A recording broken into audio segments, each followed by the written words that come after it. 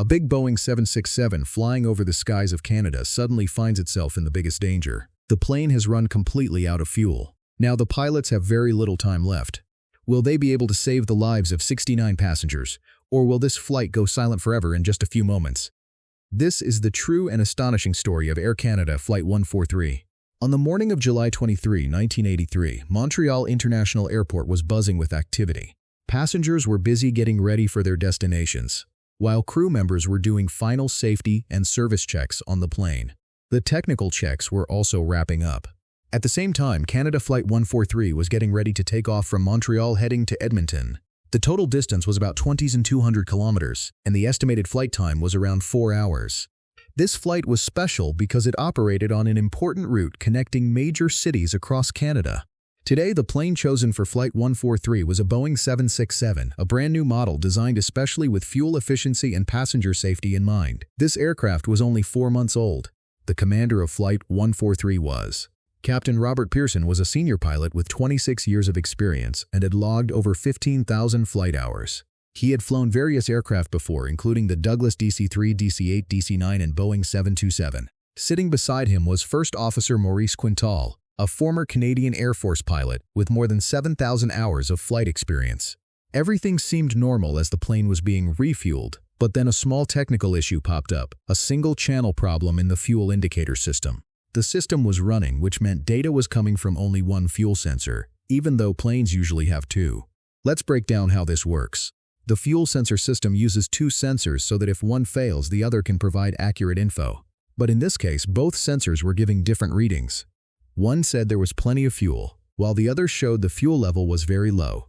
Captain Peterson and First Officer Quintal immediately used the dipstick reading method. That is, they checked the fuel manually. They used a long stick to check the actual fuel level inside the tank. When measured, it became clear that the sensor was giving wrong data. After a technical check, the faulty sensor was disabled, and the flight was cleared for takeoff. Soon after, Flight 143 took off from Montreal.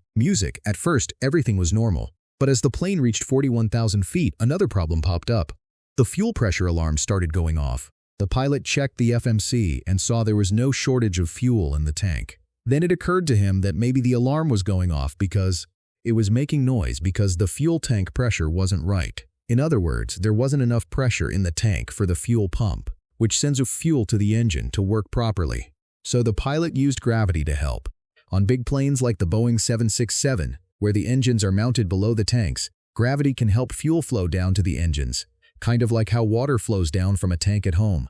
That's why the captain turned off the fuel pump and switched to the gravity feed system to get fuel to the engines easily and safely. The alarms kept going off. But just a little while later, the same alarm started ringing again. This time, it was the right engine's fuel system alarm. The pilot was now completely sure something was wrong because having problems with the fuel pressure systems in both engines at the same time couldn't just be a coincidence. Before the pilot could fully grasp the situation, another alarm suddenly went off. This time, the alarm made it clear that the left engine had completely failed. Captain Peterson immediately turned the flight toward the nearest airport. Doing that was the right move. It was a smart decision, because if just one engine failed, the other could easily and safely land the plane. But luck had other plans. At that very moment, the right engine also failed. Both engines suddenly stopped working. Because of this, the plane's electricity supply also went out. At that time, the plane was flying at 35,000 feet and about 105 kilometers away from Winnipeg. Captain Pearson found himself in an extremely tough situation. He was in control of a heavy aircraft weighing around 150,000 kilos, with 69 people on board. There were passengers on board. Captain Pearson now had an almost impossible task: to safely land this huge plane without any engine power. It was far from easy. According to the flight management system, there was enough fuel in the tanks, which meant the engine could technically be restarted. But despite countless attempts, the engine wouldn't start again, causing the electricity to cut out, and suddenly the cockpit went dark. All the displays shut down. Every meter and instrument just went completely off. It happened, although some essential instruments were still working because they were connected to the battery. But the flight control mainly depended on the hydraulic system, which ran entirely on electricity. So, the captain and first officer found it really hard to control the plane. It was like trying to drive a car with the steering locked. Now, Flight 143 started dropping rapidly.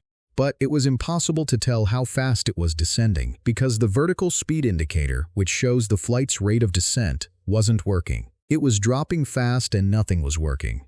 It felt like the whole system had just given up, like a mountain of problems had suddenly crashed down all at once. Whenever both engines of an aircraft fail, people usually think the plane will just plummet straight down. But the truth is, planes are designed to glide.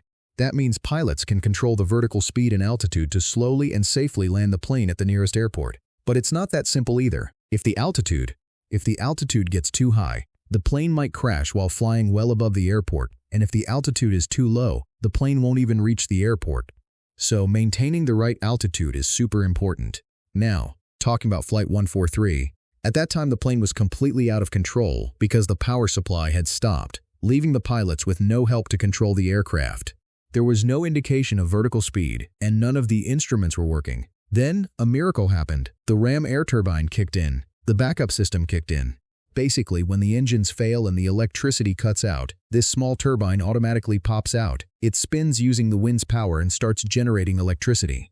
The power from this turbine activates the plane's hydraulic system, and with that, the pilots slowly got the flight back under control. The captain immediately teamed up with the first officer to go through the checklist. This checklist has all the procedures for takeoff, landing, and emergency situations. But the surprising thing was that the engine failure. There was no set procedure for what to do in this situation. Whatever steps needed to be taken, the pilots had to rely on their own experience and judgment. Gradually, the plane's altitude dropped from 41,000 feet down to about 20,000 feet.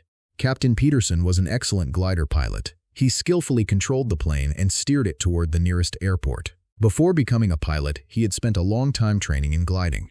Meanwhile, the first officer was not only an experienced commercial pilot, but had also served as a fighter pilot in the Air Force. Between the two of them, coordination was the only thing that could save the plane in this tough situation. The first officer did the calculations and found that to reach the airport, the plane had to descend only 1 kilometer vertically for every 50 to 70 kilometers it moved forward. In other words, the vertical speed had to be extremely controlled. Simply put, covering that distance without engines was impossible. On top of that, the plane system had switched to battery-saving mode, making the descent even faster. It was clear now, the plane would never make it to the airport. That's when First Officer Quintal, they took a brave step. He said, "I know that area really well. There's an Air Force base just before Winnipeg Airport. We can get there at the right speed and altitude. I'm familiar with every route and condition there." This felt like a last ray of hope. They had no other option but to reach that Air Force base. Slowly, Flight 143 changed course toward the base. Every second counted. But neither the crew nor Winnipeg Air Traffic Control knew that the Royal, a big part of the Canadian Air Force Base, had been turned into a racetrack. That day, hundreds of people were there having fun with their families. As the plane slowly got closer to the base, a new challenge kept popping up every moment. The biggest problem was lowering the landing gear because both engines had failed. The entire electrical system was shut down. Only the ram air turbine was generating a little bit of power, so the hydraulic system wasn't getting enough power. The pilot had to rely on gravity to lower the gear without electrical power. The landing gear was lowered with a little help. Just like back in the day when fuel systems worked without pumps, relying solely on gravity. It's not always that gravity helps the landing gear lock properly. But this time, miraculously, both landing gears came down and locked in place. However, the nose wheel didn't fully lock. It stayed unlocked because the crew didn't have any time to fix the problem. That meant there was only one option.